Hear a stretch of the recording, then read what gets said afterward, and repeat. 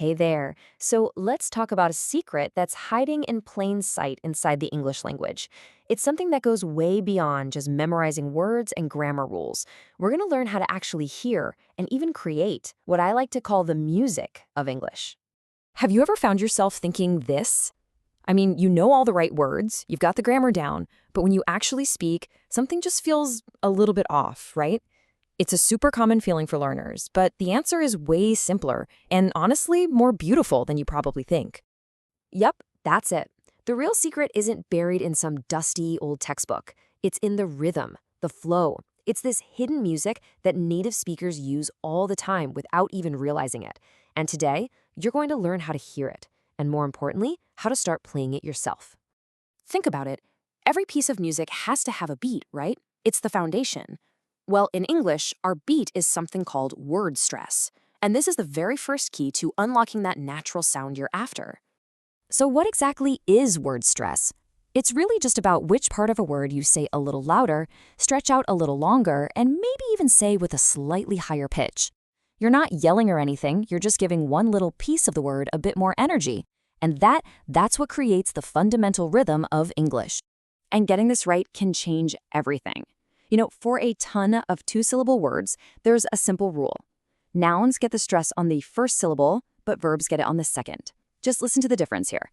It's a record versus to record, or an insult versus to insult. Do you hear that?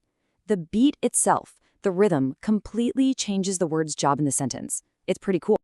Okay, so we found the beat. But great music isn't just a series of separate, choppy notes, is it? It needs to flow. It needs a melody. In English, that flow comes from how we connect our words together, a technique we call linking. This is how we start to build that beautiful melody. So how do we get that flow? It's all about making sure there are no awkward little pauses between words. The first, and probably the most common linking rule, is connecting a consonant sound to a vowel sound. So we don't say a choppy, take it. No way. Instead, native speakers just naturally push that final K sound right onto the I, so it all flows together like one word, taker it. And the same thing happens when you have two vowels next to each other.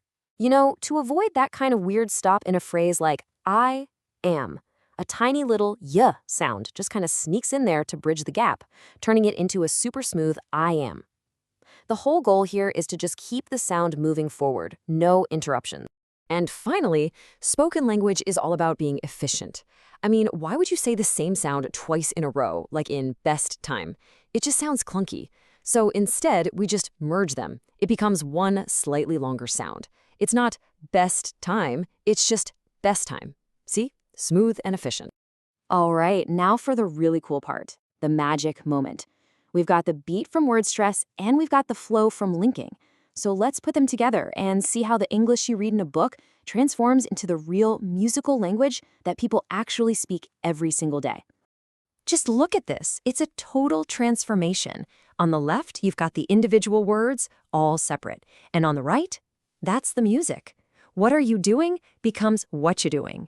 I am going to eat turns into I'ma eat. And look how take it easy just glides together. Take it easy. And let's be clear, this isn't slang or lazy speech. This is the natural, connected music of everyday English. This stuff is pretty powerful, right? But hey, just listening to me talk about it is only half the journey. To really, truly master this, you have to become the musician. It's time to actually put these ideas into practice and start making your own music. So here's your mission, should you choose to accept it. First, just write down 5 simple sentences you would actually say. Next, you're the composer. Find the beat by marking those stressed syllables and find the melody by spotting where you can link words together. And finally, and this is the most important part, record yourself saying them. Then listen back. Ask yourself, does it sound like one continuous idea? Does it have a flow? Does it have music? So let's stop thinking about just learning individual words. From now on, start listening for the music between them. I promise it will completely change the way you hear and speak English forever.